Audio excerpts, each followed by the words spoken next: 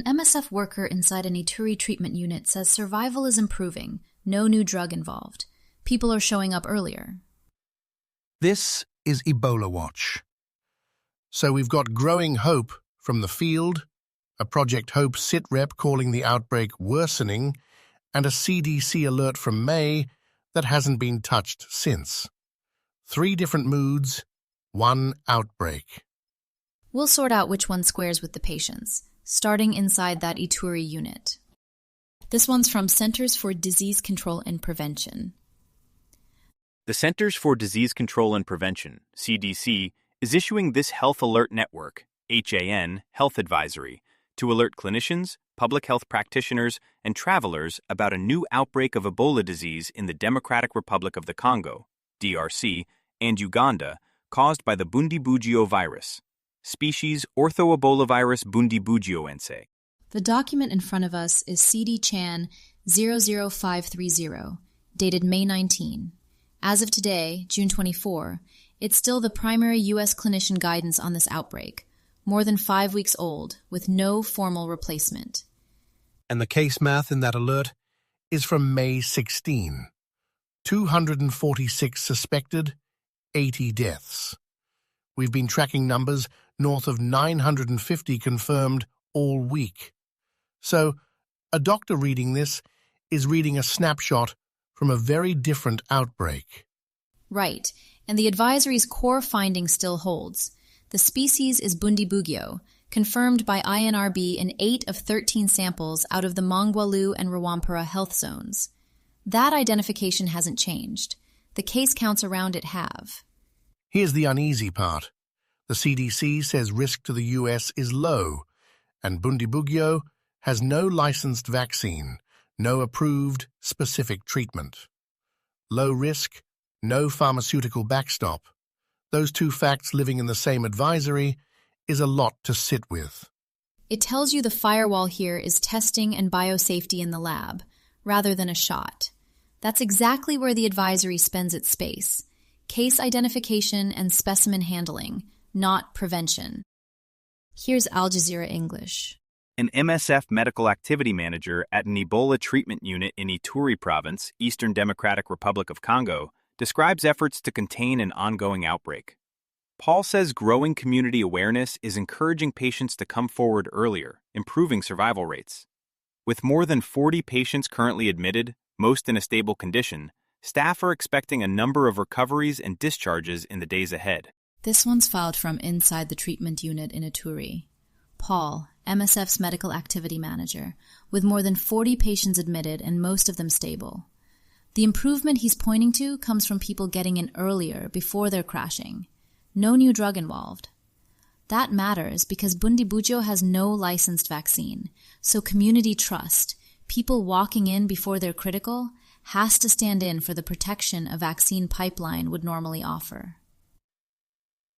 Okay, but growing hope. I want to know what earlier actually buys you.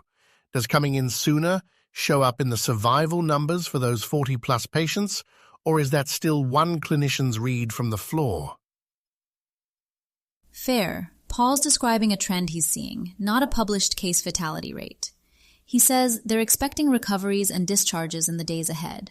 That's a bedside read, not a number we can bank yet. And this is where the timing gets messy. This was posted June 21st. Growing hope.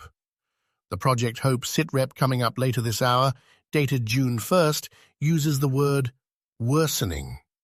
Same outbreak, 2 responders, 3 weeks apart, opposite tone. Both can be true.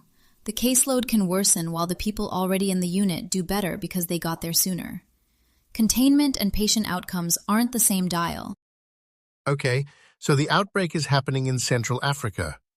Why is the CDC sending a formal alert to doctors here in the US?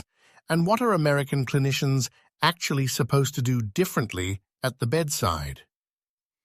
Because travel turns a local outbreak into a preparedness issue here. On May 19, CDC issued a Health Alert Network advisory. That's the formal notice that goes to clinicians and public health practitioners, because people do travel between DRC, Uganda, and the United States. The outbreak is caused by Bundibugyo virus, a distinct species of ortho-Ebola virus, and per that CDC notice, the risk of spread to the U.S. is still considered low. But low risk still comes with instructions.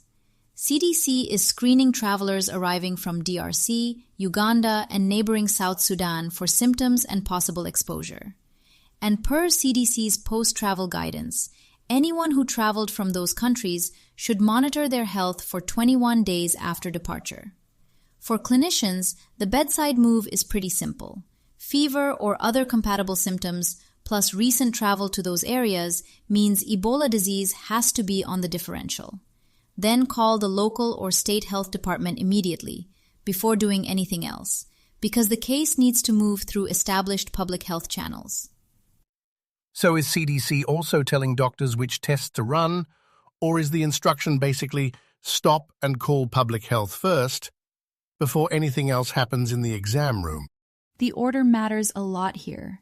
The alert framework is built to pull public health officials in before clinical testing proceeds, because handling specimens for a pathogen like this takes coordination. The MMWR risk assessment, published June 11, reinforces that the overall population risk remains low.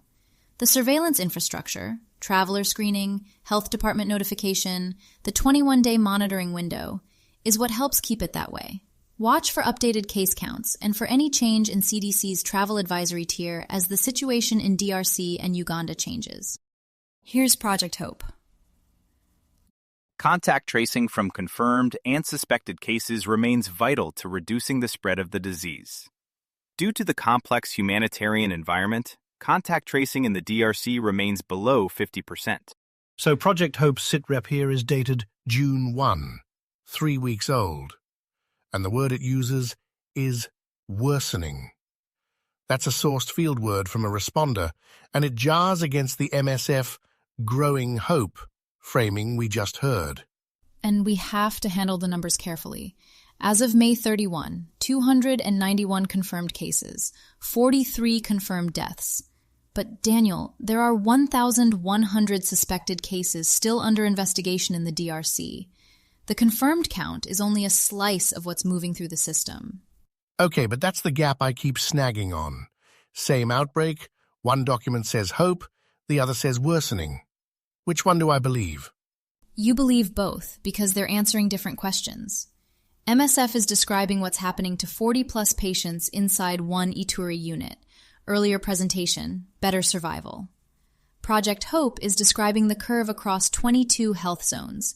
The bedside can improve while the map gets worse. And one detail in here stopped me cold. Women are 60% of suspected cases. That doesn't look random. It points to who's doing the caregiving. It does. Caregiving and burial roles concentrate exposure. That 60% points to a transmission pattern, and it shapes where contact tracing has to look. If you've got feedback, story ideas, or a correction for us, send a note anytime to ebolawatch@lanternpodcasts.com. We read every message, and it helps make Ebola Watch stronger. Links to every story we covered today are in the show notes. So if something caught your ear, you can follow it there and read more. That's Ebola Watch for this Wednesday. This is a Lantern podcast.